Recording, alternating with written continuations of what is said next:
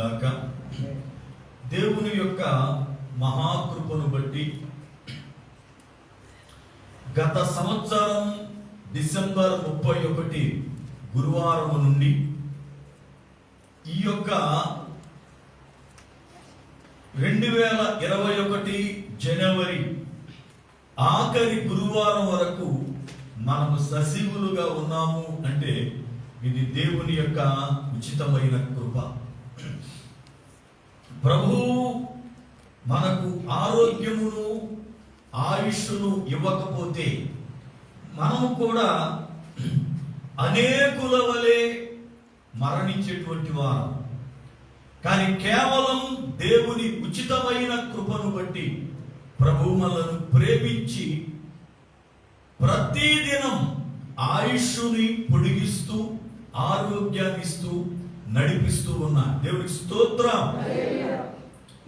ఈ యొక్క ఆఖరి గురువారపు రాత్రి దేవుని యొక్క సన్నిధానంలో ఈ మాసమంతయు కూడా ప్రభువు మనకిచ్చిన ఈ ఆరోగ్యాన్ని బట్టి ఆయుష్ను బట్టి దేవునిని జ్ఞాపకం చేసుకుంటూ స్తుతించబద్ధులమై ఉన్నాం.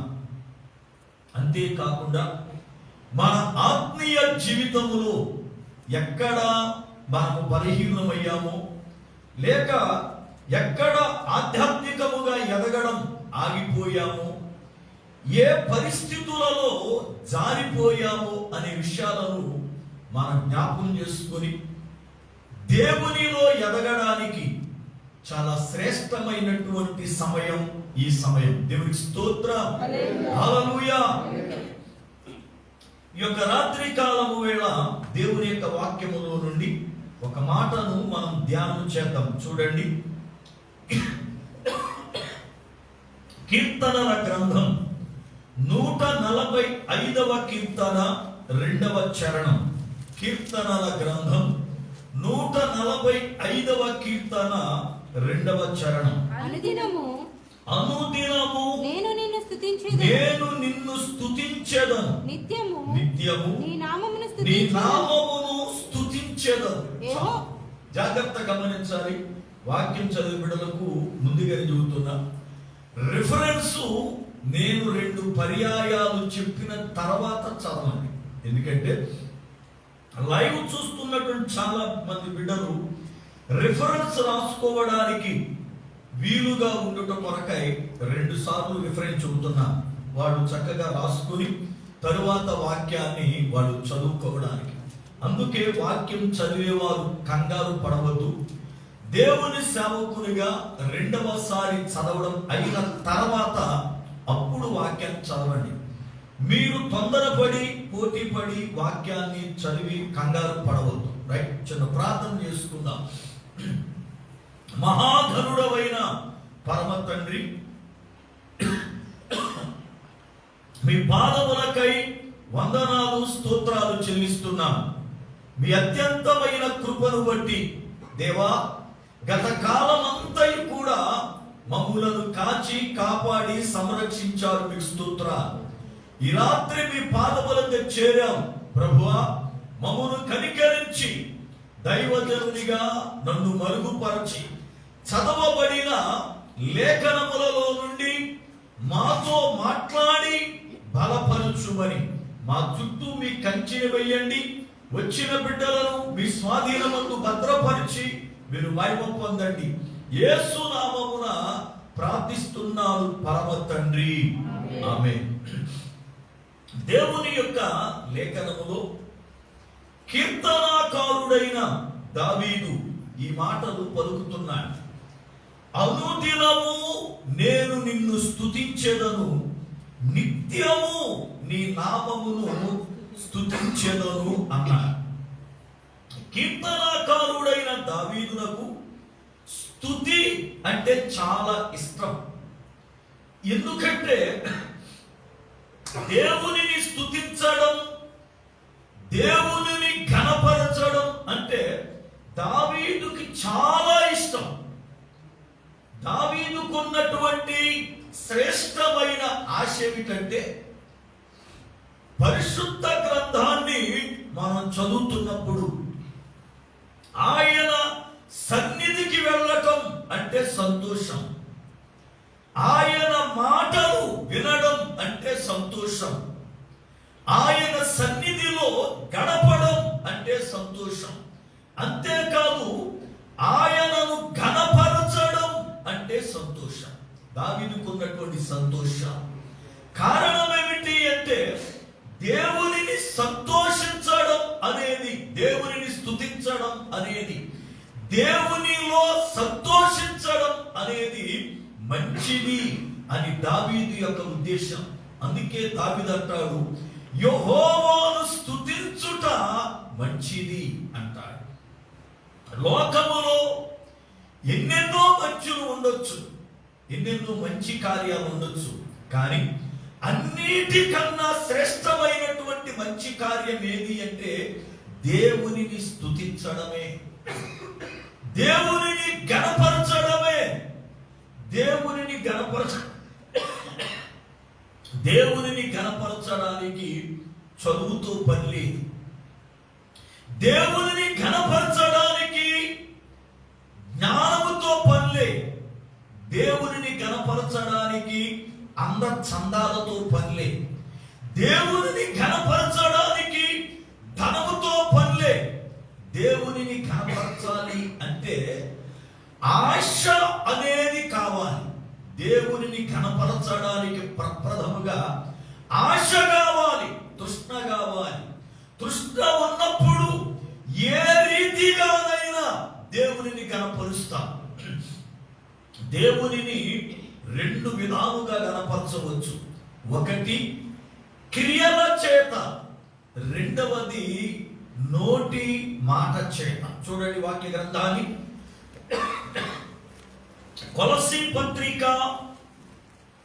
పరిశుద్ధ గ్రంథములో నుండి కొలస్సీ పత్రిక 3వ అధ్యాయము 17వ వచనం.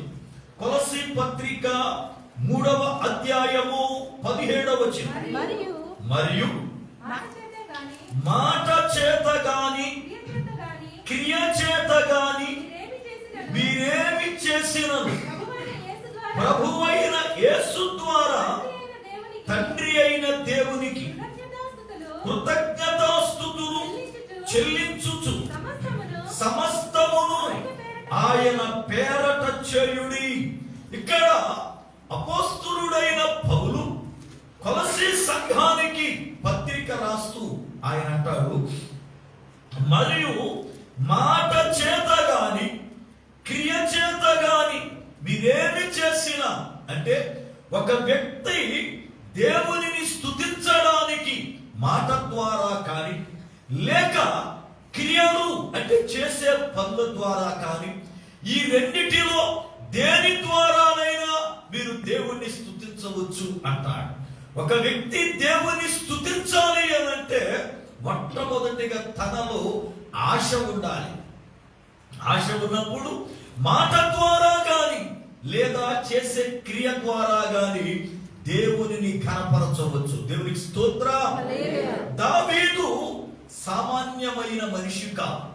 దేవుని గొప్ప కార్యం ఏమిటి అంటే ఒక గొర్రెలను కాసేటువంటి ఒక సామాన్యుణ్ణి ఎక్కడో ఊరికి దూరముగా ఒక అడవి ప్రాంతములో గొర్రెల్ని కాస్తూ వాటితో సహవాసం చేస్తూ ఎక్కడో ఊరు పేరు లేని ఒక సామాన్యుడుగా ఉన్నటువంటి దావీదుని ఏకముగా యెరూషలేము పట్టణములో 12 గోత్రాలకు రాజునిగా దేవుడు చేశాడు. దేవునికి స్తోత్రం.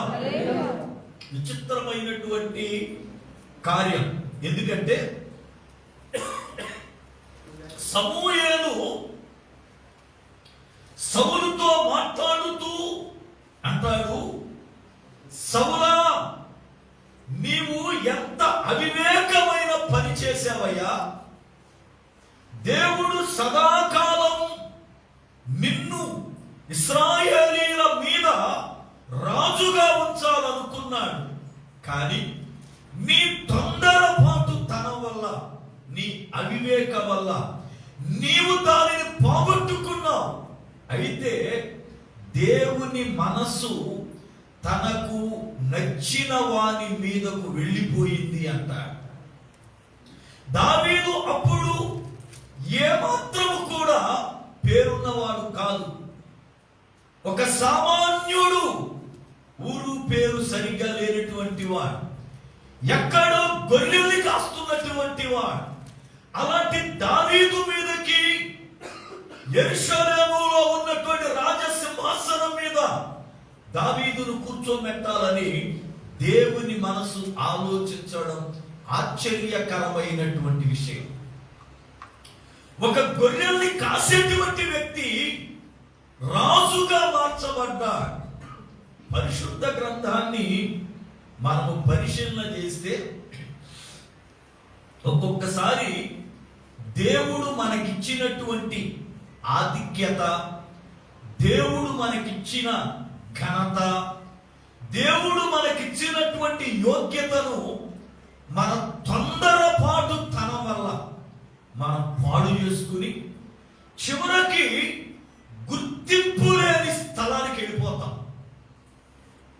విచిత్రమైనటువంటి సంఘటన జ్ఞాపకం చేస్తాను. బైబిల్ ఒక సంగతి మీకు నేను.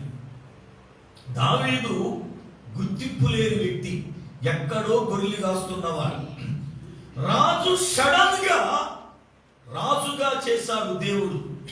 అయితే మోషే చరిత్రను కొంచెం మనం జాగ్రత్తగా ఆలోచన చేస్తే, మోషే 40 సంవత్సరాలు ఫరో కుమార్తె కుమారుడుగా పెరిగాడు, రాజకుమారుడుగా పెరిగాడు. 40 సంవత్సరాలు, 1 సంవత్సరం కాదు, 2 సంవత్సరాలు కాదు, 40 సంవత్సరాలు రాజకోటలో ఉండి రాజకుమార్తె కుమారుడుగా గొప్ప పేరుగాంచిన వాడిగా సకల విద్యలు అభ్యసించి అతడు రాజకుమారుడుగా పెరిగాడు. రాజుగా ఉండవలసిన వాడు రాజకుమార్తె కొడుకుగా పెరిగాడు గనుక రాజుగా ఉండవలసిన వాడు. దేవుడు ఎంత గొప్ప ఘనతను మోషేకిచ్చాడు అంటే, దాసునిగా బ్రతుకుతున్న ఇశ్రాయేలులో నుండి అతన్ని ప్రత్యేకించి ఏ రాజు కోట అయితే ఆ దేశములో ఉందో ఆ రాజపురములో రాజకుమార్తె కొడుకుగా 40 సంవత్సరాలు పెంచాడు. అలా 40 సంవత్సరాలు పెరిగిన మోషే, రాజకుమారుడుగా ఉండవలసిన మోషే చిన్న తొందరపాటు వల్ల ఊరు పేరు లేని వాడిగా గొర్రెల్ని కాసుకునే అధమ స్థలానికి వెళ్ళిపోయాడు. గొర్రెల్ని కాసుకునే స్థానానికి వెళ్ళిపోయాడు. ఎందుకు వెళ్ళాడు మోషే?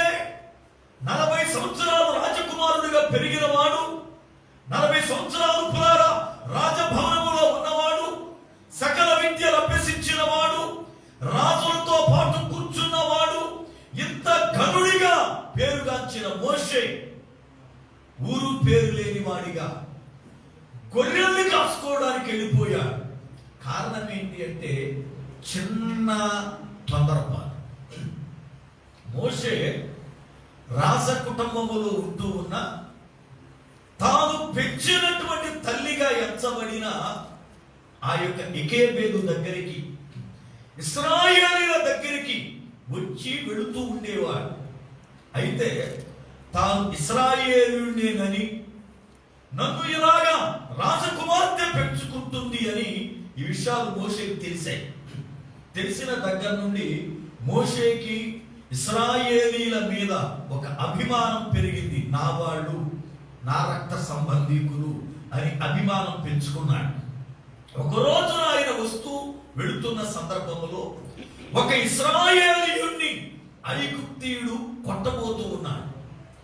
ఐగుప్తీయుడు పిల్లల ఇశ్రాయేలు పోట్లాడుకుంటూ ఉంటే ఇశ్రాయేలుని ఐగుప్తీయుడు కొడుతున్న సందర్భాన్ని బట్టి మోషేకి అభిమానం తన్నుకొచ్చి, మా వాణ్ణి వీడు కొడుతున్నాడని అటు ఇటు చూచి తొందరపడి ఆ ఐగుప్తీయుని చంపి ఇసుకలో పాతి పెట్టి ఏమి ఎరగనట్టు వెళ్ళిపోయాడు. మోషే ఏమనుకున్నాడంటే, మా ఇశ్రాయేలుని వీడు చంపుతున్నాడు లేక కొడుతున్నాడు, వీడిని బ్రతకనీయకూడదు అన్న తొందరపాటు ఆలోచన చేశారు. ఐగుప్తీయులు ఇశ్రాయేలీనికి శత్రువులు. ఇశ్రాయేలీలు వాళ్ళ కింద దాసులుగా బ్రతుకుతున్నారు. ఒక శత్రువుని చంపేశాను, ఒక శత్రువుని గెలిచాను, లేక ఇదిగో నా మనిషిని కొడుతున్న వాడిని నేను తొలగించాను అనుకున్నాడు. కానీ రాబోయే విపత్తి, రాబోయేటువంటి విషయం మోషే గమనించలే.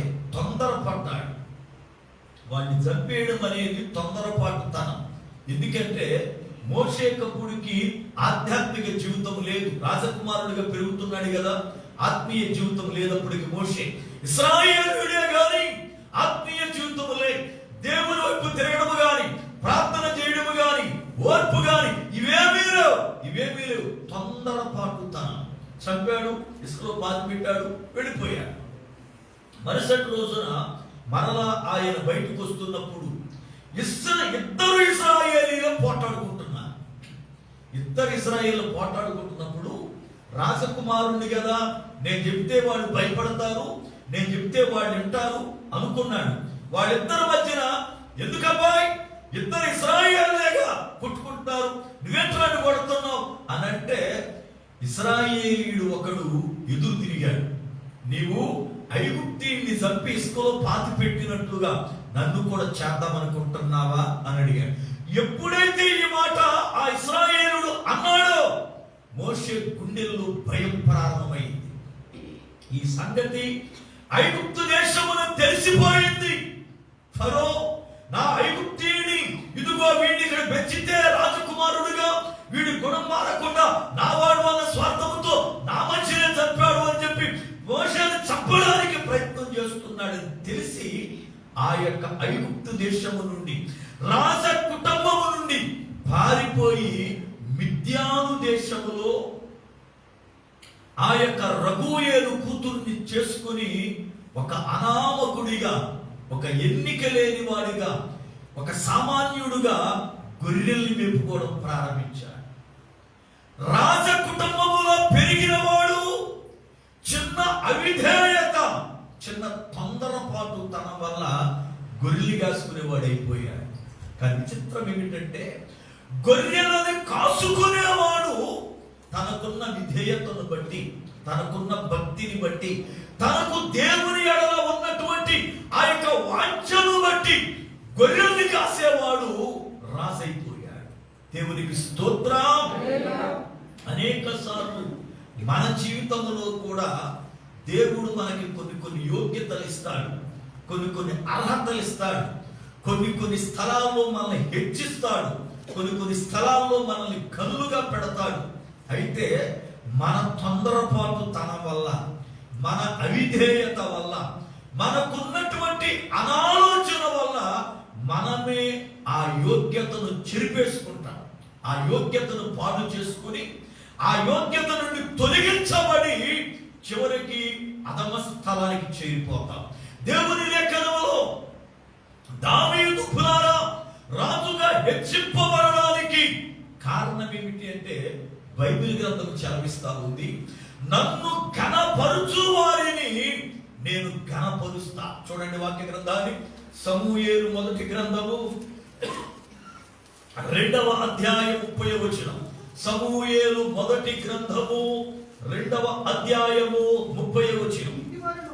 నువ్వు సేవకుడు కదా, నువ్వు బైబిల్ చదవాలి, ఆమె చదువుకుంటారు, చదవండి. నీ ఇంటి వారును, నీ ఇంటి వారును, నీ పితరుల ఇంటి వారును, నీ పితరుల ఇంటి వారును నా సన్నిధిని యాజకత్వము జరిగించుదురని యెహోవా ఆజ్ఞ ఇచ్చి ఉన్నాడు. ఇప్పుడు అది నా మనసునకు కేవలము ప్రతికూలమాయెను.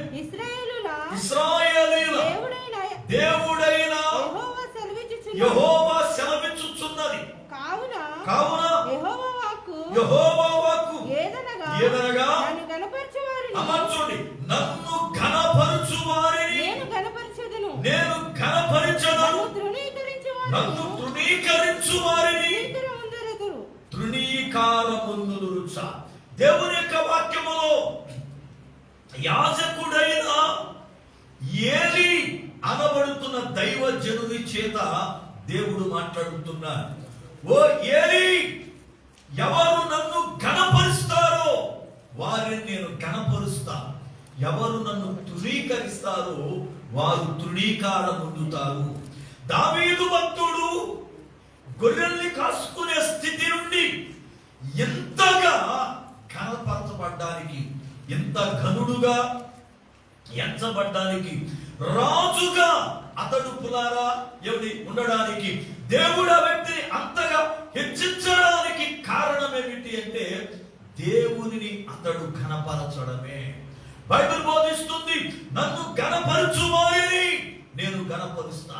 దేవునిని ఎవరు ఘనపరుస్తారో మాట ద్వారా గాని క్రియల ద్వారా గాని ఎవరు దేవునిని మహిమపరుస్తారో వారిని దేవుడు తగిన సమయము వచ్చినప్పుడు ఖచ్చితముగా ఆయన జ్ఞాపకం చేసుకుని హెచ్చించు దేవుడై ఉన్నాడు.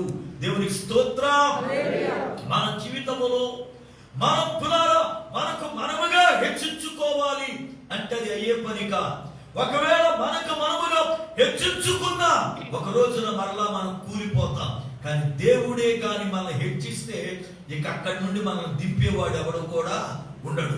దేవుడు కానీ మనల్ని ఘనపరిస్తే ఎవరు ఆ ఘనత నుండి ఆ ఘనత మన నుండి తొలగించలే.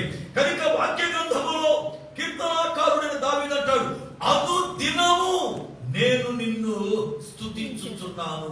అనుదినం ఎందుకు స్తుతిస్తున్నాడు అసలు ప్రియులారా? అనుదినం ప్రతిదినం ఎందుకు స్తుతిస్తున్నాడు? ప్రతిదినం ఏం స్తోత్రం చేయవలసిన అవసరం ఏముంది? ప్రతిదినం దేవుణ్ణి ఘనపరచవలసిన అవసరం ఏముంది? ఏదో శుక్రవారం ఆరాధన టైములో, ఆదివారం ఆరాధన టైములో, లేదా ఏదైనా ఒక ప్రత్యేకమైన కూడిక టైములో దేవుణ్ణి జ్ఞాపకం చేసుకుని దేవానికి స్తోత్రం అయ్యంటే సరిపోతుంది కదా. అలాంటప్పుడు ప్రతిదినం అనుదినము ఎందుకు దేవుణ్ణి జ్ఞాపకం చేసుకోవాలి? అనుదినం ఎందుకు దేవుణ్ణి మనము ఘనపరచాలి? అనుదినము స్తుతించడానికి గల కారణం ఏమిటో వాక్యాన్ని చూడండి దయచేసి. కీర్తన గ్రంథము 68వ కీర్తన 19-20 వచ్చిన కీర్తన గ్రంథం 68వ కీర్తన 19-20 వచ్చిన ప్రభువు స్తుతినందునుగాక అనుదినము ఆయన మా భారము భరించుచున్నాడు. దేవుడే మాకు రక్షణకర్త అయి ఉన్నాడు. దేవుడు మా పక్షమున పూర్ణ రక్షణ కలగజేయు దేవుడై ఉన్నాడు. మరణము తప్పించుట ప్రభువైన యెహోవా వశము. దేవుని యొక్క లేఖనములో వాక్యం మాట్లాడుతున్న అద్భుతమైనటువంటి సంగతి ఏమిటంటే అనుదినము ఆయన మా భారమును భరించుచున్నాడు. అనుదినం ఆయన మా భారాన్ని భరిస్తా ఉన్నాడు. మరణము తప్పించుట యెహోవా వశం.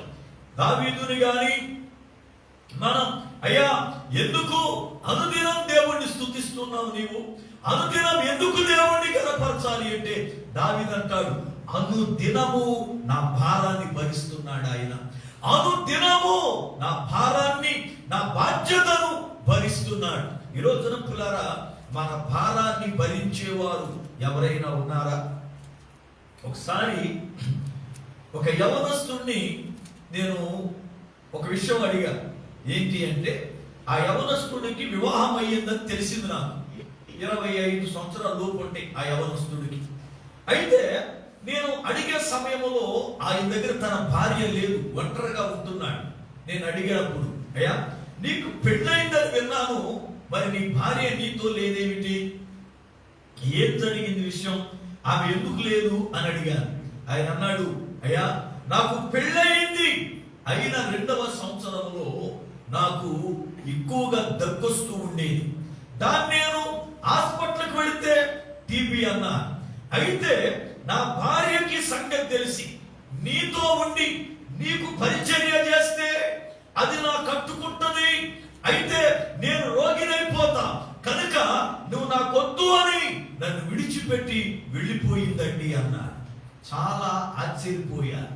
జీవిత కాలం కలిసి బ్రతకవలసిన భార్యాభర్తలు మరణమైన, కష్టమైన, సుఖమైన, దుఃఖమైన నీతో జీవిస్తాను అని ప్రమాణము చేసిన భార్యాభర్తలు చిన్న బలహీనత వచ్చిందని ఆ వ్యక్తిని వదిలిపెట్టి వెళ్ళిపోయిందట.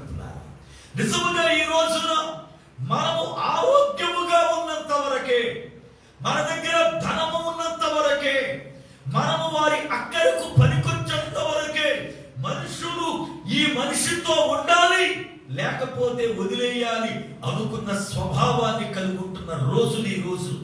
కానీ దేవుని వాక్యములో కీర్తనాకారుడు అంటాడు, అనుదినము ఆయన నా భారమును భరిస్తూ ఉన్నాడు, అనుదినము ఆయన మా భారాన్ని భరిస్తున్నాడు. ఎవరు మనల్ని భరించేది అసలు వాడ? ఏమండి, 4 రోజులు వరుసనే తాగి భర్త ఇంటికి వెళ్తే భార్య భరించే పరిస్థితి లేదు. ఏమండి, భార్య 4 రోజులు వరుసనే పోట్లాడితే భర్త భరించే పరిస్థితి లేదు. తల్లి తండ్రులు 4 రోజులు వరుసనే ఏంటిది అని పిల్లల్ని ఆరాధిస్తే పిల్లలు భరించే పరిస్థితి లేదు ఇవాళ. నేను మన 4 రోజుల క్రితం ఒక న్యూస్ చదివాను, నేను ఆశ్చర్యపోయాను. ఏంటి అంటే, కూతురు ఫోనుని తండ్రి దాచాడట. కారణం ఏంటి అంటే, ఈ అమ్మాయి తండ్రికి ఇష్టము లేని పెళ్లి చేసుకుంది. దాన్ని బట్టి తండ్రి ఆ కోపంతోనో లేక ఏడిపిద్దామనో ఫోనుని దాచాడు. ఫోన్ కోసం ఈ పిల్లంతా ఎతికేసిన తర్వాత తండ్రి చెప్పాడట, నేనే ఫోన్ దాచాను, నువ్వు నాకు ఇష్టం లేని పెళ్లి చేసుకున్నావు అని చెప్పి మళ్ళీ ఫోన్ ఇచ్చాడు. ఆ ఫోన్ దాచాడు అన్న కోపంతో ఆ పిల్ల ఇంట్లో ఉన్న దుడ్డు కర్ర పెట్టి తండ్రిని కొట్టి చంపేసి, చంపడం కాదు, చంపిన తరువాత తల్లి కూతురు ఇద్దరు కలిసి వాళ్ళ ఇంటి వెనకాలే కాల్ చేసి బూడిద చేశారు. ఎంత ధైర్యం ఈ రోజున మనుషులకు ఆలోచించండి. ఏమంటే, కూతురికి జ్ఞానం వలే కనీసం భార్యకైనా బుద్ధి జ్ఞానం ఉండక్కర్లేదా? అతడు నా భర్త, నీ తండ్రి అన్నటువంటి వివేచన లెక్కలదా? తల్లి కూతురు కలిసి ఆ వ్యక్తిని ఇంటి వెనకాలే పులారా దహనం చేసేశారు. అది 2-3 రోజుల తర్వాత బయట నిలితే వాడిని పట్టుకోవడానికి ప్రయత్నం చేస్తే తల్లి పులారా ఎక్కడో పారిపోయింది, కూతురు మాత్రం దొరికింది. అంటే ఈ రోజులు ఎలాంటి రోజులు? తండ్రిని భరించలేని పిల్లలు, పిల్లల్ని భరించలేని తల్లిదండ్రులు. ఈ రోజున పులారా పరిస్థితులు ఘోరం, పరిస్థితులు ఘోరం, పరిస్థితులు ఘోరం.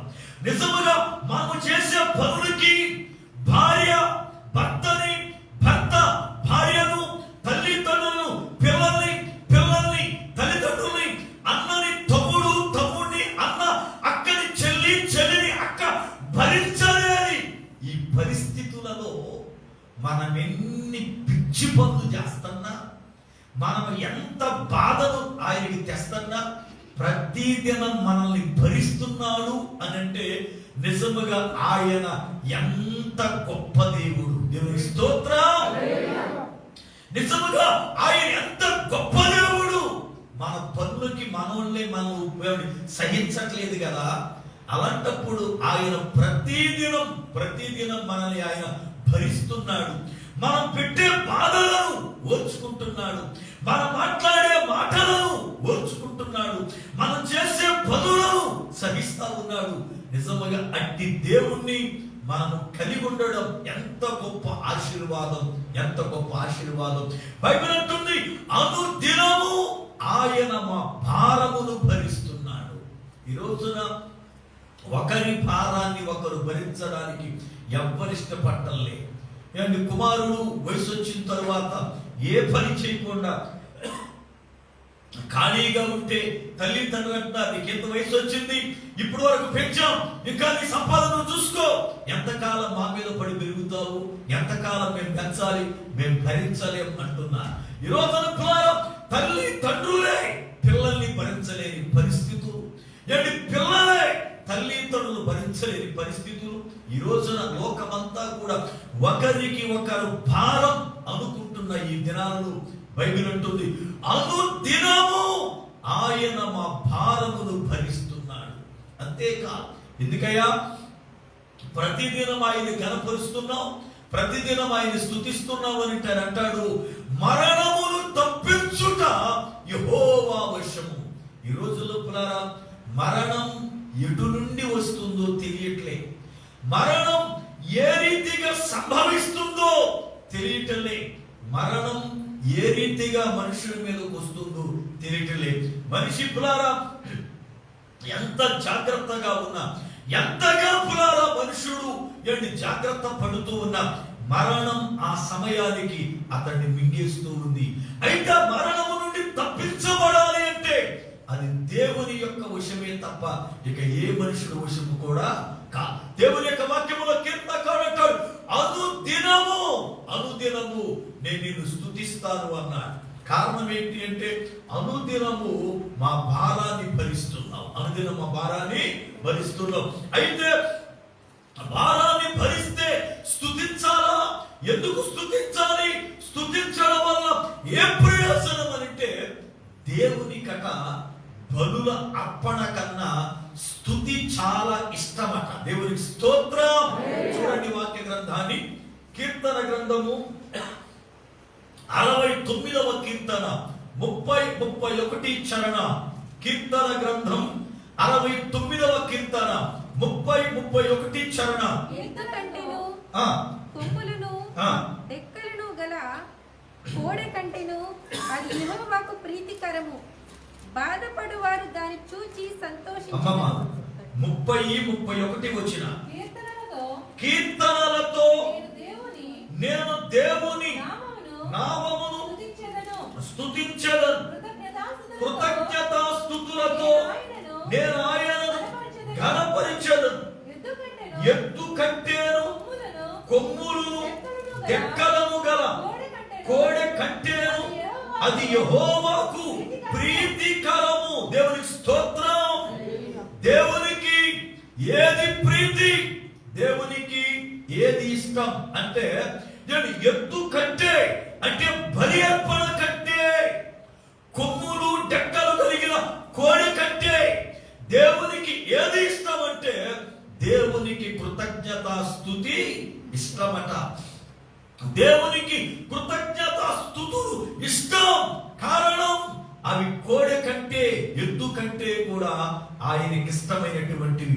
దేవునిని ఘనపరచడం అనేది దేవునికి ఎంత ఇష్టమైనదో, దేవునిని ఘనపరచడం అనేది పులారా ఎంతగా దేవుడు ఇష్టపడతాడు దావీదు ఎరిగాడు. అయితే కీర్తనకారుడైన దావీదు అంటాడు, అనుదినము నేను ఆయన్ని స్తుతించదను అన్నాడు.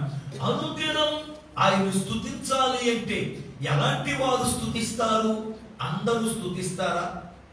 మీరు రక్షింపబడిన వారు ఉన్నారు, ఇక్కడ రక్షణ పొందిన వారు ఉన్నారు. ఏమండి, రక్షణ పొందినటువంటి వారు ఉన్నారు, రక్షణ పొందిన వారు ఉన్నారు.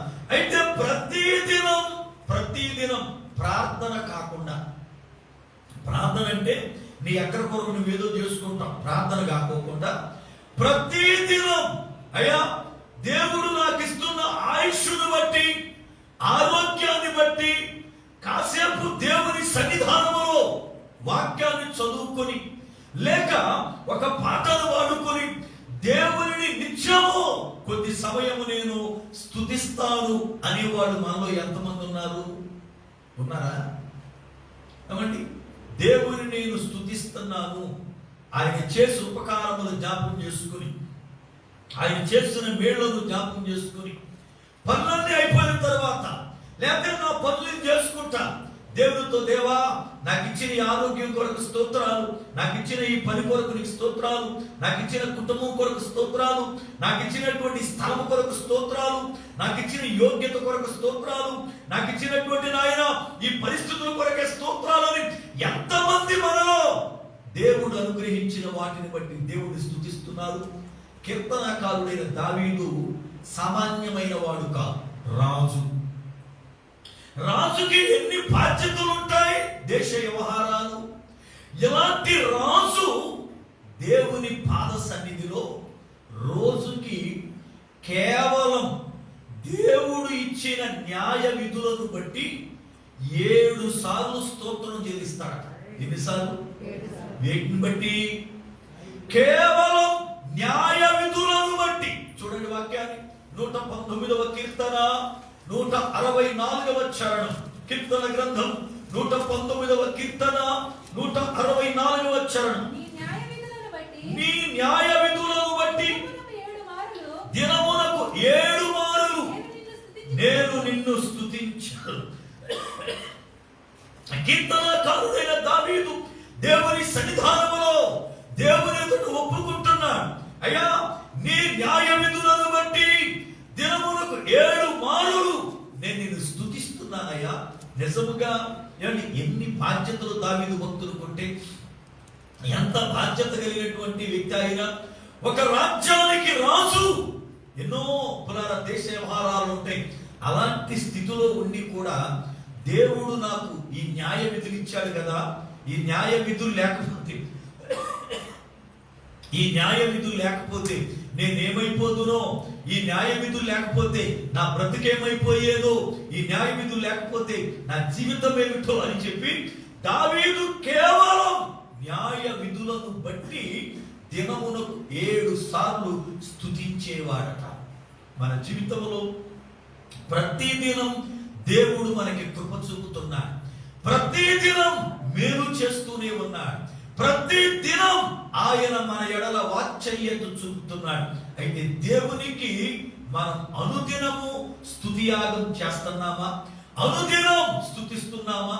అయితే అందరూ ప్రార్థనకి వెళ్ళే వాళ్ళే, అందరికీ వాక్యం తెలుసు కదా, ప్రార్థనకి వెళ్ళే వాళ్ళందరికీ వాక్యం తెలుసు. ఎందుకంటే దేవుడు చేసిన మేళ్ల కొరకై దేవుడిని స్తుతించాలి అని, దేవుడు చేసిన ఉపకారముల కొరకై దేవుడిని స్తుతించాలని, అన్నిటికన్నా ఇష్టమైంది స్తుతి అని అందరికీ తెలుసు. అయితే మరి అందరూ ఎందుకు స్తుతించలేకపోతున్నారు? కారణం ఏమిటి? ఏమండి, అందరూ వాక్యం వింటున్నారు, అందరూ దేవుని ఆలయానికి వస్తున్నారు, అందరూ కూడా రక్షింపబడ్డామంటున్నారు.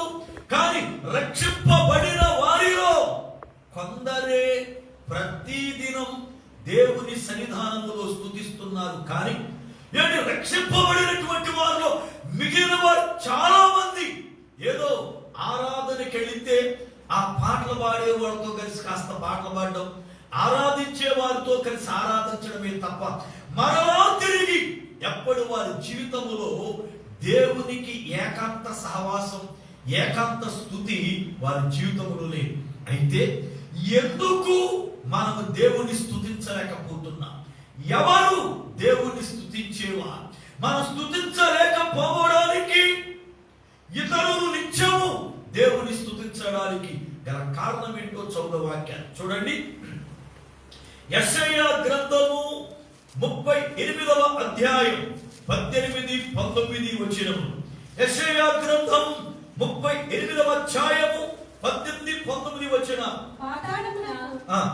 పాతాళమున నీకు స్తుతి కలుగదు, పాతాళమున నీకు స్తుతి కలుగదు, మృతి నీకు కృతజ్ఞతా స్తుతి చెల్లింపదు. చూడండి, మృతి నీకు కృతజ్ఞతా స్తుతి చెల్లింపదు. సమాధిలోనికి దిగివారు నీ సత్యమును ఆశ్రయించరు. సజీవులే కదా నిన్ను స్తుతించుదురు. ఈ దినమున నేను సజీవుడనై నిన్ను స్తుతించుచున్నా. దేవుని స్తోత్రం, హల్లెలూయా. దేవుని యొక్క వాక్యములో యెషయా భక్తుడు హిజ్కియా మాట్లాడినటువంటి మాటల్ని రాస్తూ ఉన్నాడు. హిజ్కియా అంటున్నాడు, అయ్యా పాతాళమున నీకు స్తుతి కలుగదు, మృతి నీకు స్తుతి కృతజ్ఞతా స్తుతి చెల్లించదు. అంటే ఇప్పుడు కృతజ్ఞతా స్తుతి చెల్లించని వాళ్ళు ఎవరు? మృతులు. ఎవరంటే వాళ్ళు మృతులు. అంటే చనిపోయిన వారు దేవుణ్ణి స్తుతించలే, చనిపోయిన వారు దేవుణ్ణి స్తుతించలే, సమాధి దేవుణ్ణి స్తుతించలే, పాతాళ లోకం దేవుణ్ణి స్తుతించలే. అయితే మనము పేరుకి బ్రతుకున్నాం, పేరుకి బ్రతుకున్నాం. మనం ఎందుకు దేవుణ్ణి స్తుతించట్లేదు? ప్రార్థనకి వెళ్ళినప్పుడు పాటలు పాడుతున్నాంగా, నేను పాటలు పాడుతున్నాం, ప్రార్థనకి వెళ్ళినప్పుడు ఆరాధన చేస్తున్నాం. మరి మిగతా సమయాల్లో ఎందుకు దేవుణ్ణి స్తుతించట్లేదు? మిగతా సమయాల్లో ఇంటికాడ ఉన్నప్పుడు ఎందుకు దేవుణ్ణి కనపరచలేకపోతున్నాం? లేకపోతే మన డ్యూటీలో ఎందుకు దేవుణ్ణి కనపరచలేకపోతున్నాం? మన ఒంటరిగా ప్రయాణం చేస్తున్నప్పుడు స్తుతిస్తూ ఎందుకు వెళ్ళలేకపోతున్నాం?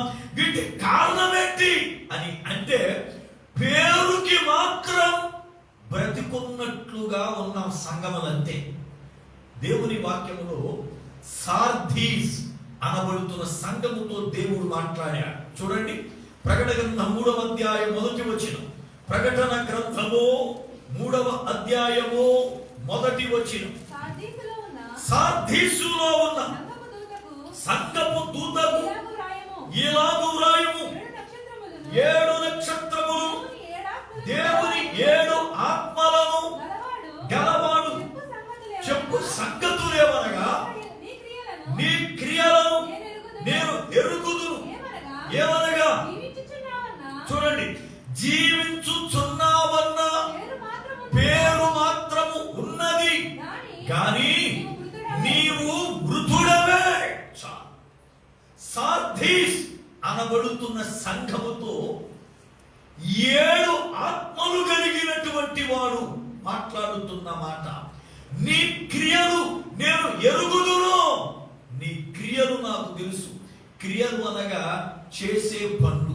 చాలా మంది ఏమనుకుంటారంటే, నా పనులు ఎవ్వరికి తెలియవు, నేను చాలా తెలివిగలవాణ్ణి, చాలా తెలివిగల దాన్ని, నేను చేసే పనులన్నీ కూడా చాలా సీక్రెట్, కనీసం నా భర్తకు కానీ, లేక నా భార్యకు కానీ, లేక నా పిల్లలకు కానీ, లేక నా ఫ్రెండ్స్ కానీ, లేక నా తల్లిదండ్రులు కానీ, ఒకవేళ మందిరంలో ఉన్న సేవకుడు కానీ ఎవరికి తెలియవు.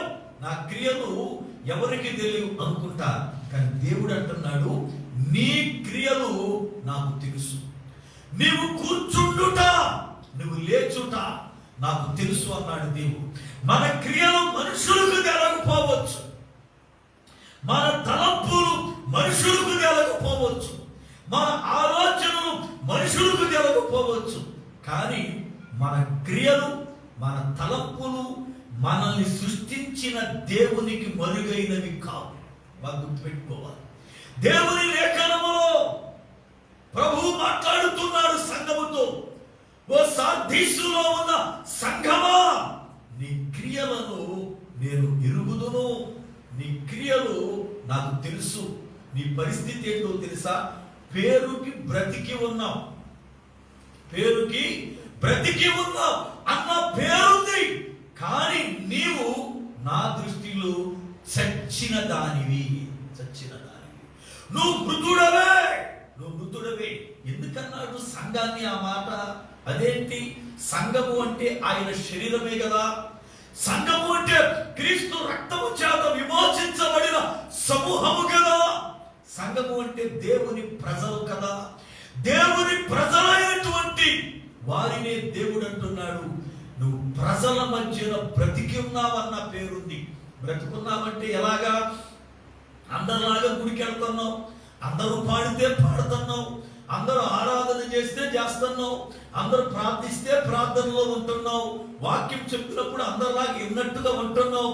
కానీ నీ ఏకాంత జీవితానికి వచ్చేలకి నీవేమ స్థితిలో ఉన్నావు తెలుసా? చచ్చిన స్థితిలో ఉన్నావు. నువ్వు ఏకాంతముకు అందరిలోకి వెళ్ళినప్పుడు బ్రతుకున్నట్టు ఉన్నావు, కానీ ఏకాంతముకు వచ్చేలకి నువ్వు మృతి, నువ్వు చచ్చిన స్థితి. కారణం, నీ క్రియలు నాకు తెలుసు, నీ నడవడిక నాకు తెలుసు, నీ జీవిత విధానం నాకు తెలుసు, నీ క్రియల విధానం నాకు తెలుసు. నిజంగా పులారా, చాలా మంది జీవితాలలో దేవుని సన్నిధిలో విశ్వాసుల్లాగా బ్రతుకుతుంటున్నారు, కానీ ఏకాంతముగా వాళ్ళ యొక్క స్థలానికి వెళ్ళాడకి వాళ్ళ క్రియలు వాళ్ళ మీద నిందారోపణ చేస్తా ఉన్నాయి. నేను ఒక విషయాన్ని చెబుతాను మీకు. మన క్రియలు ఎలా నిందారోపణ చేస్తాయి మన మీద అనేటువంటి సంగతి. ఒక ఊర్లో ఒక ఆయన చక్కగా చిన్న ఉద్యోగం చేసుకుంటూ తన కుటుంబాన్ని పోషించుకుంటా ఉన్నాడు. ఆ ఉద్యోగంలో మంచి మంచి పేరు వచ్చింది ఆయనకి, చక్కనటువంటి శాలరీ, ఏమండి అలాగే 2 కొడుకులు ఆయనకి, ఏమండి 3 కూతుళ్ళు, చక్కని భార్య, చక్కనటువంటి కుటుంబం. ఆయన చక్కగా డబ్బులు సంపాదిస్తున్నాడు. ఏమండి ఈ యొక్క డబ్బులు సంపాదించిన తర్వాత కుటుంబంతో కూడా చాలా చక్కగా ఉంది, చాలా చక్కగా నడుస్తూ ఉంది. భార్యకు పిల్లలకి ఏమీ లోటు లేకుండా అన్ని ఆయన సమకూరుస్తూ ఉన్నాడు. అయితే డబ్బు పెరిగిన తర్వాత మనుషుల్లో కొన్ని కోరికలు కూడా పెరగడం ప్రారంభమవుతాయి. అందుకనే ధనం పెరిగితే మదం పెరుగుద్ది అంటారు మనుషులకి. మదం అంటే కొవ్వు. డబ్బు పెరిగే సమయానికి కోరికలు పెరుగుతూ ఉంటాయి. డబ్బు ఎంతైనా పెరగని నువ్వు మొట్టమొదటి ఎలాగున్నావు అలా ఉంటేనే నిజమైన మనిషి నువ్వు. డబ్బు పెరిగిందని చెప్పి నీ విధానాలు మారినాయి అనుకో, ధనం పెరిగిందని నీ ఆలోచనలు మారి అనుకో, నువ్వు ఒరిజినల్ మనిషి కాదు, నీలో మార్పు వచ్చిందని అర్థం. చాలా మంది జీవితాల్లో ధనం పెరిగేలకి మనిషిలో మార్పు వచ్చేస్తాయి. నేను తనకన్నా తక్కువ వాళ్ళతో మాట్లాడరు. నేను తన బంధువుల్లోనే ఒకవేళ తక్కువ వాళ్ళు ఉంటే వాళ్ళతో సావాసం చేయరు. వీళ్ళు ఎంతసేపు వీళ్ళకన్నా పై స్థాయి వాళ్ళతో సావాసం చేయడానికి చూస్తారు. ఏంటి వీళ్ళ గొప్పలు వీళ్ళు చెప్పుకోవడానికి ట్రై చేస్తారు. ఏంటి అప్పుడే ఏదో పుట్టుకతోనే ధనవంతులు అన్నట్లుగా ప్రవర్తిస్తారు. కానీ ఎంత ధనము పెరగని నీ జీవితం మొట్టమొదటి ఎలా ఉందో అలాగే ఉండాలి. అప్పుడు దేవుడు సంతోషిస్తాడు. ఈయనకి డబ్బు పెరిగే సమయానికి సహవాసాలు పెరిగి త్రాగుడికి అలవాటు పడ్డాడు. ఎందుకంటే ధనం పెరిగింది, స్నేహితులు పెరిగారు, రోజు డ్యూటీ అవగానే పులారా ఇంటికెళ్ళిపోయేవాడు. ఈ త్రాగుడికి అలవాటైన తర్వాత 2 రోజులు 3 రోజులు ఇంటికి వెళ్ళడం మానేశాడు.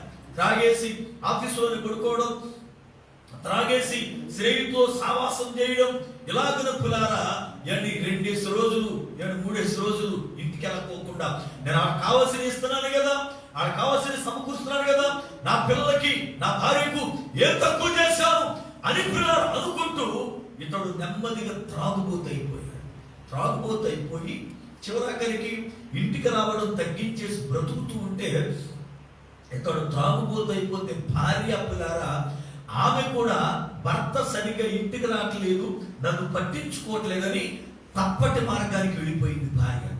ఆమె పునారా తప్పుడు మార్గానికి వెళ్ళిపోయింది. అయితే ఆమె తప్పులు ఆమె బ్రతుకుతూ ఉంటే భర్తకు తెలిసి ఒక రోజు నిలదీశాడు. బాయ్ నువ్వు ఇలా బ్రతుకుతున్నావు అని తెలిసిందంటే భార్య అంది, నువ్వేం తినకున్నావా, నువ్వు నన్ను పట్టించుకున్నావా, నీ త్రాగులో నువ్వు బతుకుతున్నావు, నీ సంతోషాన్ని నువ్వు చూసుకున్నావు కనుక నువ్వు నన్ను అడ్డం సరిపోవు, ఇదిగో నా బ్రతుకుతున్నా, ఇష్టమైతే కాపురం చేయి లేకపోతే వదిలేయి అని చెప్పింది అంతే. భర్త పులారా ఇక ఏమి కూడా మాట్లాడలేక ఆఫీసులోనే త్రాగుడుకు బానిసై తన జీవితాన్ని తను గడుపుతుంటే జరిగిన పరిస్థితులు ఏంటో తెలుసా? తన కూతుళ్ళు 3 కూడా తల్లిని చూసి వాడు కూడా తప్పటి మార్గంలోకి వెళ్ళిపోయారు. కూతుళ్ళు కూడా తల్లి చేస్తేనేంది మనం చేస్తే వచ్చిందా, తల్లి నడిస్తేనేంది మనం నడిస్తే వచ్చిందని కూతుళ్ళు కూడా తల్లి మార్గంలో చెడులోకి వెళ్ళిపోయారు. కొడుకులిద్దరూ కూడా తండ్రిలాగా వాళ్ళు తాగుబోతులైపోయారు. కొడుకులు చూస్తే తండ్రిలాగా తాగుబోతులయ్యారు, కూతుళ్ళు చూస్తే పులారా తల్లిలాగా చెడు మార్గంలోకి వెళ్ళిపోయారు. అందుకే మన పెద్ద ఒక సామెత అంటారు, ఆవు చేలో మేస్తే దూడ గట్టు మీద మెయ్యదు అని. ఎక్కడ మేదంట? మీలో చాలా మంది ఏమనుకున్నారంటే నేను చేసే పనులు తెలివి కదా ఎవరికి అనుకుంటారు. తెలియక ఏమండి పొరపాటు పడుతున్నాం. రహస్యములు బయలుపడే రోజు ఒక రోజు ఉంది. జాగ్రత్త సుమా, రహస్యములు బయలుపడే రోజు ఒక రోజు ఉంది. నువ్వే క్రియలు చేస్తావో నీ పిల్లలు కూడా అదే చేస్తారు. రేపొద్దు నువ్వు పిల్లలు నిలదీతే నువ్వు చేయట్లేదేంటి, నువ్వు చేస్తున్న తప్పు పని డాడీ చెబుతానంటది. నోరు మూసుకుని ఏమండి కూతురు చెప్పేదానికి ఊకొట్టడం తప్ప నీ బతుకులు ఇంకేముండదు. ఏమండి కొడుకంటాడు, ఇదిగో నువ్వు చేస్తున్న పని డాడీ చెబుతా, నోరు ఎట్టలేవు. ఎందుకో తెలుసా? నువ్వు చెడులో ఉండి పిల్లల్ని మంచి దారిలో నడిపించాలనుకోవడం అది జరిగే పని కాదు. పులారా ఆవు చెరువు వేస్తే దూడ వెళ్ళి దాని పక్కన వేస్తుంది కానీ అదే గట్టు మీద వేయదు. నువ్వే మార్గం నడుస్తున్నావో నీ పిల్లలు కూడా అదే దారిలో నడిచే ప్రమాదం ఉంది. అయితే పులారా కుటుంబం ఒకప్పుడు ఎంతో సంతోషంగా ఉన్న కుటుంబం ఏమైపోయింది తెలుసా? త్రాగి త్రాగి త్రాగి అతడు చనిపోయాడు. 2 కూతుళ్ళు కూడా పులారా చెడు తిరిగి ఇద్దరు కూతుళ్ళకి ఎయిడ్స్ వచ్చింది వాళ్ళు. చివరాఖరికి కొడుకులు త్రాగుబోతులైపోయి పిల్లారా, నేను ఒక ఉన్నతమైన కుటుంబముగా పెరిగినటువంటి వాళ్ళు చివరాఖరికి కొడుకులు బస్ స్టాండ్ లో అడుక్కునే పరిస్థితి ఏర్పడింది వాళ్ళకి. బస్ స్టాండ్ పిల్లారా, ఈ స్త్రీ ఒంట్లో పిల్లారా ఒప్పుకున్నంత వరకు చెడుగా తిరిగింది. కానీ చివరాఖరికి తన ఆరోగ్యం క్షీణించిన తరువాత మంచములో పడి చూచేవాళ్ళు లేక పిల్లారా అందరి చేత అసహించబడుతూ ఆమె కృంగిపోయి ఆమె మరణించింది. ఈ రోజున ఆ కుటుంబం చివరాఖరికి పిల్లారా దిక్కు లేనటువంటి పరిస్థితిగా తలా ఒక త్రోవన వాళ్ళు పిల్లారా మరణిస్తే ఒకే ఒక్క కూతురు మిగిలింది. ఆ కూతురు కూడా ఏం చెయ్యాలో తెలియక, ఎటు నడవాలో తెలియక పేరుకి బ్రతికి ఉంది అన్న పేరే గాని తన జీవితంలో పిల్లారా చావలేక బ్రతుకుతున్న పరిస్థితి అయిపోయింది. బైబిల్ అంటుంది, నీ క్రియలను నేను ఎరుగుదును, నీ క్రియలు నాకు తెలుసు. మనం అనుకుంటున్నా మన క్రియలు ఎవరికి తెలియదులే, ఏంటి మనెవరు చూడటం లేదులే, మనెవరు పట్టించుకోరులే, ఇక్కడ మనం ఎన్ని చేసినా కూడా ఎవరు మాట్లాడరులే. జాగ్రత్త సుమా, మనల్ని చూస్తున్నవాడు లెక్క అడిగేవాడు ఒకడున్నాడు. ఆయన అంటాడు, ఇదిగో నీ క్రియలు నేను ఎరుగుదును, నీవు జీవించుచున్నావన్న పేరు మాత్రం నీకున్నది, కానీ నువ్వు చచ్చిన వ్యక్తివి. పేరుంది, గుడికొస్తున్నావు, పాటలు పాడుతున్నావు, అందరూ కూడా నీ చూసి బాగానే ఉన్నాడు, బ్రతుకున్నాం అనుకుంటున్నావు. కానీ దేవుడు అంటాడు, నువ్వు నా దృష్టిలో చచ్చిన వ్యక్తివి. ఏ కారణం? నీ క్రియలు నీ జీవితాన్ని చంపేశాయి. అందుకని ఈ రోజున చాలా మంది దేవుడిని స్తుతించట్లా. ప్రార్థనకు వస్తున్నారు, వచ్చినప్పుడు పాటలు పాడుతున్నారు, ఇంటికి వెళ్ళినప్పుడు నోట ఎందుకు స్తుతి లేదు, ఇంటికి వెళ్ళినప్పుడు వీళ్ళ హృదయంలో ఎందుకు స్తుతి లేదు, ఇంటికాడ ఉన్నప్పుడు వీళ్ళ జీవితంలో ఎందుకు స్తుతి లేదు? ఒక్కసారైనా దేవుని ఎదుట మోకాళ్ళు వచ్చి, ప్రభువా నాకు ఈ దినం మీరు ఇచ్చిన ఆరోగ్యం కొరకు స్తోత్రాలు, ఆయుష్ కొరకు వందనాలు, నా బ్రతుకును బట్టి నీకు స్తోత్రాలు అయ్యా, నేను ఈ దినం సజీవుడిగా లేకపోతే, నేను సజీవురాలిగా లేకపోతే అయ్యా నేను స్తుతించడానికి ఇదిగో నాకు యోగ్యత ఉండేది కాదు కదా అని ఎందుకు స్తుతించలేకపోతాం తెలుసా? నీ క్రియలను బట్టి నువ్వు చచ్చిన వ్యక్తివి. ఎలా అనగా జీవిస్తున్నావన్న పేరు మాత్రమే మనకుంది అంటాడు. నిజముగా మనం ప్రతిదినం ఎందుకు స్తుతించట్లేదు? దావీదు అంటాడు, అనుదినము నేను నిన్ను స్తుతిస్తున్నా. అనుదినం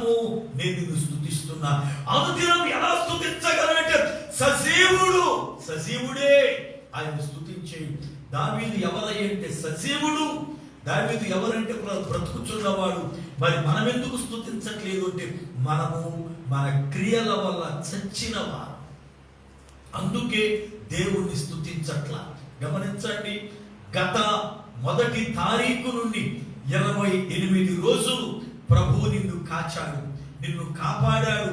ఈ 28 రోజుల్లో ఎంతమంది గొప్పవారు మనకన్నా, ఎంతమంది యోగ్యులు, ఎంతమంది ప్రార్థనాపరులు, ఎంతమంది శ్రేష్ఠులు, ఎంతమంది నీతిమంతులు, ఎంతమంది ధనవంతులు చనిపోయారు.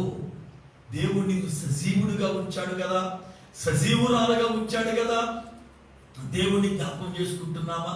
ఏమండి, ఈ 28 రోజుల్లో ఎంతమంది ఆసుపత్రులు పాలైపోయారు, ఎంతమంది పిల్లల ఆరోగ్యాలు క్షీణించిపోయాయి, ఎంతమందికి ఉద్యోగాలు లేక పిల్లల రోడ్డును పడ్డా, ఎంతమందికి తినడానికి లేక పిల్లల పస్తులు ఉంటున్నారు, ఎంతమంది అప్పులు పాలైపోయారు, ఎన్ని కుటుంబాలు నాశనం అయిపోయాయి 28 రోజుల్లో. కానీ ప్రభు నిన్ను ప్రేమించి అనుదినము నీ భారాన్ని కాస్తున్నాడు, అనుదినము నీ భారాన్ని మోస్తూ ఉన్నాడు. అలాంటి దేవుణ్ణి, ప్రభువా నాకు ఇచ్చిన ఆరోగ్యాన్ని బట్టి, నాకు ఇచ్చిన క్షేమాన్ని బట్టి నీకు స్తోత్రము చెల్లిస్తున్నానయ్యని ప్రతిదినము ఆయనను స్తుతిస్తున్నామా? ఈ మాసం అంతట్లో కూడా మనం ఈ రాత్రి నేర్చుకోవాల్సిన పాఠాలు 2 పాఠాలు. ఒకటి, దేవుడు మనకిచ్చిన ఈ యొక్క కృప కొరకై దేవుణ్ణి స్తుతించడం నేర్చుకోవాలి.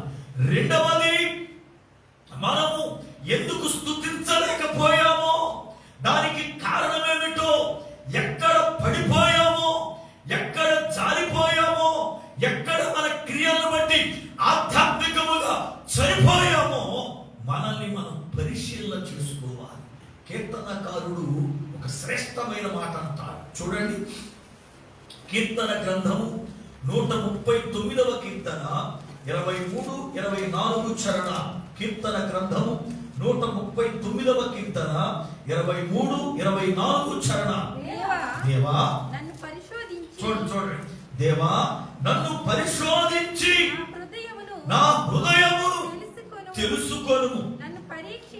నన్ను పరీక్షించి నా ఆలోచనలను తెలుసుకొనుము. నీ కాయాసకరమైన మార్గము నా యందు ఉన్నదేమో చూడుము. నిత్య మార్గమున నన్ను నడిపించుము. కీర్తనకారుడు దావీదు దేవుని ఎదుట మోకాళ్ళు వంచి అంటున్నాడు, అయ్యా నన్ను పరిశోధించి నా హృదయాన్ని తెలుసుకున్నాయన, నన్ను పరీక్షించి నా ఆలోచన తెలుసుకున్నాయన. నీ కాయాసకరమైంది, నీకు బాధకరమైనది నాలో ఏమైనా ఉందేమో అది చూడు నాయన అని తనను తాను పరీక్షించుకుంటున్నాడు. నిజంగా ఈ మాట చదువుతున్నప్పుడు నా గుండెల్ని పిండేసింది ఆ మాట. ఎందుకంటే రోజుకి 3 సార్లు ప్రార్థన చేస్తున్న దావీదు, 7 సార్లు స్తోత్రం చేస్తున్న దావీదే నన్ను పరీక్షించయ్యా, నా హృదయాన్ని తెలుసుకోయ్యా, నాలో ఆయాసకరమైనది ఏదైనా ఉందేమో చూడయ్యా అని దేవుని దగ్గర తన హృదయాన్ని కుమ్మరిస్తూ పశ్చాత్తాపడుతూ ప్రార్థన చేస్తా ఉంటే అసలు మనమెంత గుండె బాదుకుని ఏడవాలి, మనమెంత కన్నీరు గార్చాలి. నీకు ఆయాసకరమైంది నాలో ఉందేమో చూడు అని దావీదు పరిశీలన చేసుకుంటున్నాడు. మనం చూస్తే అన్ని ఆయనకు ఆయాసకరమైన పనులే, ఆయనకి బాధ కలిగించే పనులే, ఆయన్ని కంట తడి పెట్టించే పనులే, ఆయన్ని కృంగజేసే పనులే మనలో ఉన్నాయి. మనమెంత కన్నీరు గార్చాలి, మనమెంత పులారా ఎవరి పరిశోధన చేసుకోవాలి. కీర్తనాకారుడు అంటున్న మాటలు చదువుతుంటే ఎవరి గుండె పగులుతుంది. నా హృదయాన్ని నువ్వు పరిశీలించి చూడు అంటాడు. నా హృదయంలో ఏముందో నీకు తెలుసు, నా హృదయపు లోతును నీకు తెలుసు. నన్ను పరీక్షించు, నన్ను పరీక్షించు. ఏనాడైనా దేవుని ఎదుట మోకాళ్ళుని, ప్రభువా నన్ను పరీక్షించు నాయన, నాలో నీకు అభ్యంతరకరమైనది, నాలో నీకు ఆటంకకరమైనది, నాలో నీకు ఇబ్బంది కలిగించేది ఏది ఉందేవో అది బయలుపరచయ్యా, నేను సరి చేసుకుంటా, బయలుపరచయ్యా, నేను దిద్దుకుంటా. అది ఎలాంటిదైనా ఏదైనా విడిచిపెడతాను అని దేవుని పాదాల ఎదుట పిల్లారా ఎప్పుడైనా మనం మోకాళ్ళు ఉంచుతున్నామా? దేవుని పాదాల ఎదుట ఎప్పుడైనా మనం ప్రార్థన చేస్తున్నామా? నాలో ఏముంది దేవునికి ఆయాసకరమైనది, నాలో ఏముంది దేవునికి బాధ కలిగించేది అని మనం పరిశీలన చేసుకోవడం అనేది చాలా ప్రాముఖ్యమైన విషయం. ఎందుకు తెలుసా? మనలో ఆయనకు ఆయాసకరమైనది ఉంటే ఆయన మనలో ఉండడు, మనతో సావాసం చేయడు, మనల్ని విడిచిపెట్టేస్తాడు. అయితే మనలో ఆయనకి ఏది ఆయాసకరం? ఏమండి, మన క్రియలలో మన మాటలు ఒకవేళ ఆయనకి ఆయాసకరమేమో. ఎందుకంటే మన మాటలు సరిగ్గా లేవేమో, మన మాటలు తిన్నగా లేవేమో, మన మాటలు ఎదుట వారి ఎదుట వంకరగా ఉన్నాయేమో, మన మాటలు ఎదుట వారిని గాయపరిచేటట్టు ఉన్నాయేమో, లేక మన మాటలు ఏమండి ఒకవేళ నేనే గొప్ప అన్న గర్వాన్ని వ్యక్తపరుస్తున్నాయేమో, మన మాటల్లో నేనే పరిశుద్ధుడిని అన్నట్టుగా ఉన్నాయేమో. ఆలోచిస్తున్నావా? మన మాటలు ఒకవేళ ఆయన్ని ఆయాసపరుస్తున్నాయా? మన క్రియలు ఆయన్ని ఆయాసపరుస్తున్నాయా? మనం చేసే పనులు ఆయన్ని ఆయాసపరుస్తున్నాయా? మనం ఒకవేళ పైకి చాలా భక్తి కలిగిన వారముగా, చాలా విశ్వాస జీవితం కలిగిన వారముగా ఉండవచ్చు, కానీ ఏ పనులు ఆయనకు బాధ కలిగిస్తున్నాయో ఆలోచించాం ఎప్పుడైనా సరే. ఏ క్రియలు ఆయనకు బాధను కలిగిస్తున్నాయి ఎప్పుడైనా పరిశీలన చేసావా? కీర్తనాకారుడు అంటాడయ్యా, ఇదిగో నాలో నీకు ఆయాసకరమైన ఏమున్నాయో వాటిని ఒక్కసారి పరిశీలించి చూడు, అవి నాలో నుండి తీసివేయబడాలి. నీ చిత్తం ఏదైతే ఉందో అది సంపూర్ణముగా నా ఎడల జరగాలి అని చెప్పి దేవుని పాదాల ఎదుట పిల్లారా మనం ప్రార్థించవలసిన వారమై ఉన్నాం.